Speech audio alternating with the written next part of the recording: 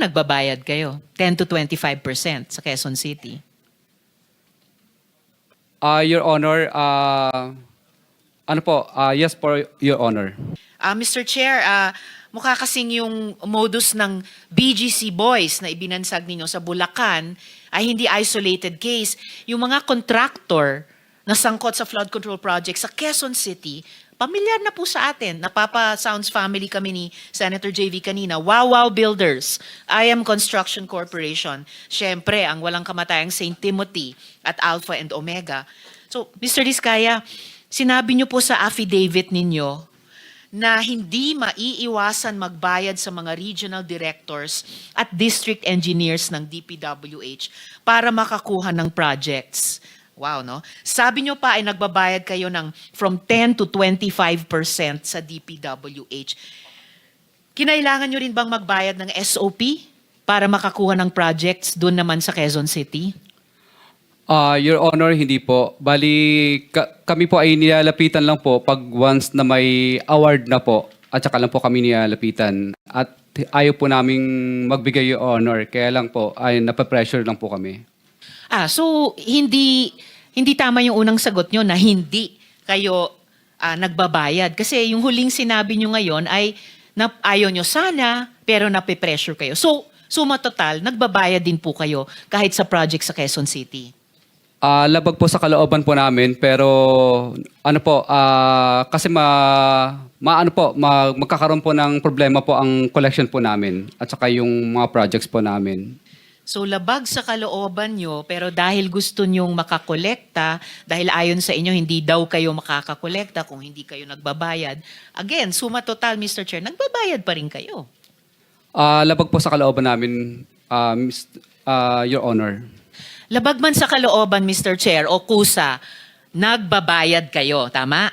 Napipilitan lang po kami, Your Honor. Pwede bang palitan yung verb? Wag na yung labag o napipilitan. Nagbabayad kayo, tama? Kinukuha po nila sa amin, Your Honor, yung... Mr. Chair, Hindi naman kayo hino-hold up, I think Mr. the question Chair. of Senator Risa is only answerable by yes or Senator no. Estrada is recognized. Yes, Mr. Kindly Chair. address the chair if you want to Yes, interject. Mr. Chair, I apologize. The question of Senator Ontiveros is only answerable by yes or no. Yes, Your Honor. All right. You answer, Senator Risa. Thank you, Mr. Chair. So yes, nagbabayad kayo. Yes, Your Honor. Yes, hindi kayo hino-hold up. Kayong nang-hold up sa taong bayan. Pag napatunayan namin lahat-lahat nitong mga flood control project scams. Okay, dyan po ba sa Quezon City, nagbibid din ba ang mga kumpanya ninyo laban sa isa't isa? No po, Your Honor. No? I'm Sa speaking... naunang hearing, Mr. Diskaya, sinabi nyo or sinabi ni Ms. Diskaya, nagbibid-bidan ang mga kumpanya ninyo sa laban sa isa't isa kuno. Para matalo man yung iba, may mananalo sa kanila, panalo pa rin kayo. Your Honor, naguguluhan lang po siya ng mga time po na yun. Pero sa records po namin, hindi po naglalabanan at nag-divest na po kami sa mga company po na yun. Bali, ako po, Your Honor, ay St. Gerard lang po ang aking company. Mr. Diskaya, kanina ang sinasabi nyo, heart condition, diabetes, hypertension. Ngayon sinasabi nyo, naguguluhan lang siya. So, sasabihin nyo, ngayon gusto nyong pag-usapan yung mental health natin. Sir, please just answer the question. Nung nakaraang hearing, sinabi po ni Ms. Diskaya, on record po yan sa komite, na nagbibid against each other yung mga kumpanya niyo. Pinakita ko nga po yung calling cards ninyo sa siyam na komiting iyan. Sabi ng asawa niyo, nagbibid ang mga kumpanya ninyo sa isa't isa. So ganyan din ba ang kalakaran ng mga kumpanya niyo sa Quezon City? Your Honor, sa record po namin, hindi po sila naglalabanan. At ang amin lang pong company doon ay yung St. Gerard lang po ang akin po. At yung sa miss ko naman po is Alpha lang.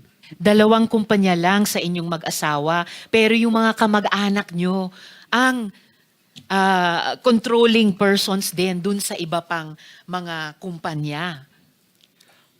Your Honor, pero hindi po sila naglalabanan sa bidding. So ano Sa yung record sabi po nyo, namin. may kalakaran kayo? Ano bang kalakaran ninyo sa Quezon City ng inyong mga kumpanya? Sumasali po kami sa public bidding. Pag nakikita po namin sa PhilJeps, sumasali po kami para sa public bidding po. Pero bakit sinabi nung asawa nyo na kahit pagkatapos mabasa nyo sa PhilJeps, nagko-compete, hindi lang isa, hindi lang dalawa ninyong mag-asawa, pero yung siyam na kumpanya ninyo sa isa't isa. Your Honor, kinakabahan lang po siya at saka ano po, na ano lang po siya, na kinakabahan lang po siya. Pero sa record po namin, wala po naglalabanan. Sige, titignan ko ulit yung mga records ninyo ha, at tatanungin ko ulit si Ms. Diskaya pag nagpakita sila ulit sa susunod na hearing. Dahil mahirap pong magsabi ng one thing sa isang hearing at magsabi ng kabaliktaran nun sa susunod. Perjury po ang tawag doon dahil under oath po kayong mga resource persons. Ngayon, may mga nakausap o nilapitan din ba kayong regional directors at regional director at district engineers dito naman sa NCR?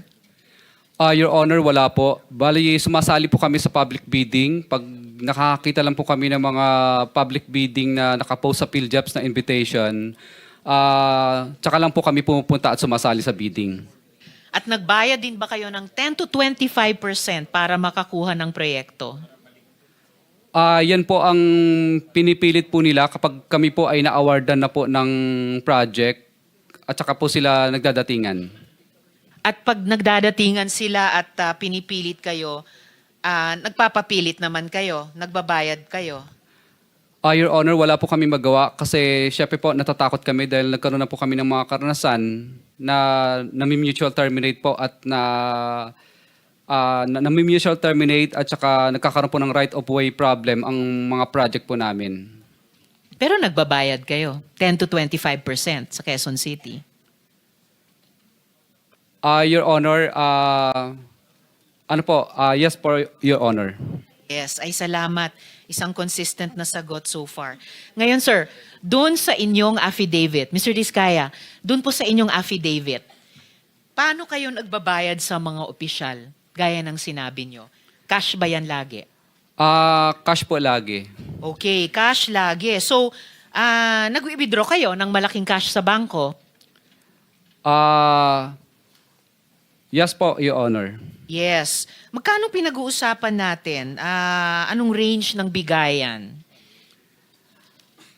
Your Honor, I invoke my right po, Your Honor, kasi wala pa po akong protection po. Sir, ang protection Witness nyo ay protection. magsabi kayo ng totoo, under oath. Kanina, inamin nyo na nagbabayad kayo ng 10 to 25% sa Quezon City. So, given yung range ng halaga ng mga proyekto nyo sa Quezon City, magkano ang range ng bigayan kapag kayo nagbabayad niyang 10 to 25%?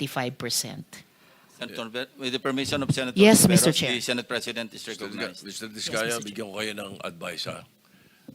This is not because I am a lawyer. It's because I have been here for ages, since 1992. Ay, ako ang pinakamatandang senador dito eh. Sa term, hindi sa edad. Mas may edad sa akin yung katabi ko. Meron kayong legislative immunity, huwag kayong matakot. Pag sa hearing kayo nagsasalita, pwede nyo invoke legislative immunity, magsalita kayo. Huwag nyo sabihin yung against self-incrimination. Hindi. There is such thing inherent sa mga committees, yung legislative immunity yung tinatawag. Kung meron kayong gusto ipagtapat ninyo. Hindi pwedeng gamitin sa inyo pag sa hearing nyo sinabi. Na makakatulong kayo sa amin at matutulungan din namin kayo.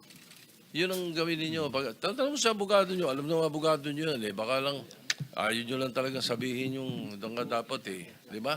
Huwag kayong matakot. At meron po kaming maibibigay sa inyong legislative immunity tinatawag. Your Honor, Salamat, okay lang po Mr. ba? Chair. Itatanong ko lang po muna sa legal counsel ko po.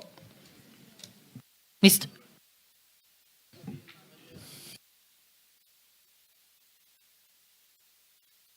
1 minute suspension.